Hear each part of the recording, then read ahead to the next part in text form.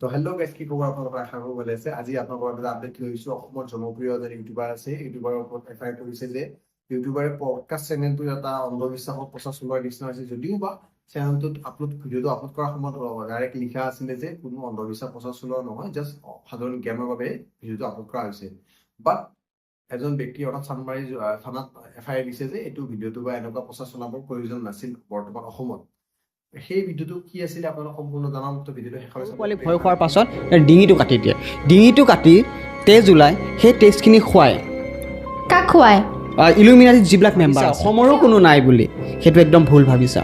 অসমৰো আছে। অসমৰো আছে, 110% অসমৰো মানুহ কেনেকৈ আছে। গম পালা? মৰিবলৈ বয়স হোৱা নাছিলে, ঘৰত 22টা ডক্তৰ থকাৰ পাছতো সদায় মানে চেকআপ কৰিছিলে, তাৰ পাছতো কিন্তু ৰাখিব নোৱাৰিলে। আৰু ভিডিঅ'টো চাই আপোনাৰ দেখি পাইছে যে ভিডিঅ'টো অকণমান হ'লেও দেখুওৱা বা আপোনাৰ এইবিলাক ভূত প্ৰেতৰ কথা নহয়, বা অন্ধবিশ্বাস এটা যে এনেকুৱা হ'ব পাৰে তেনেকুৱা কিছুমান কথা কৈছে, যিটো বৰ্তমান সমাজত চাগে এইটো প্ৰয়োজন এতিয়া হোৱা নাই, বা এইটো বহুতো ক্ষেত্ৰত বহুত ধৰণৰ ভয় খোৱাৰ এটা শংকাত ভুগিব পাৰে যে মোৰ পিছত আৰু কিবা আছে নেকি বা এনেকুৱা।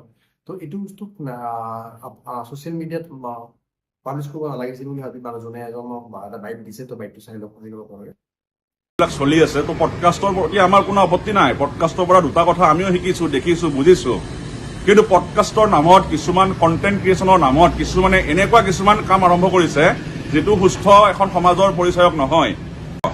মানে নিকৃষ্ট মানে জঘন্য ধৰণৰ কথা কিছুমান আলোচনা কৰি এই গোটেই কাৰবাৰটো এজন যুৱকজন কি হয় কি কথা আমি নাজানো, কিন্তু তাৰ জৰিয়তে আমাৰ ছচিয়েল মিডিয়াত গোটেই অসমীয়া সমাজৰ এইটো বিয়পাই দিছে।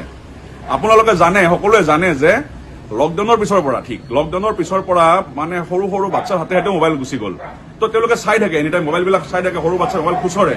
তো আৰু যুৱ প্ৰজন্ম এনেকুৱা এটা সময়ত এনেকুৱা এটা ধৰণৰ নিগেটিভ মানে জঘন্য কাৰবাৰ কিছুমান তেওঁ তাত এই পডকাষ্টত কৈছে, কিবা ইলুমিনতি নে কি নামৰ কিবা এটা কনচেপ্ট, মানে এইটো এনেকৈ বুজাইছে যিটো আমাৰ সমাজত দৰকাৰ নাই, অদৰকাৰী কাৰবাৰ কিছুমান। কিন্তু ভৱিষ্যতে ই আমাৰ সমাজক বিপথে পৰিচালিত কৰিব পাৰে, যুৱ প্ৰজন্মক বিপথে নিব পাৰে। এই গোটেই কথাখিনিৰ যিটো ভয়াৱহতা, সেইটো অনুধাৱন কৰি সামাজিক বিষয়বস্তু যিটো বিয়পোৱা, অন্ধবিশ্বাস বিয়পোৱাৰ যিটো কৌশল, তাৰ বিৰোধিতা কৰি মহানগৰী চানমাৰী থানাত আমি এখন এফআইআৰ দিছো, আৰু আশা ৰাখিছো পুলিচে বিহিত ব্যৱস্থা ল'ব।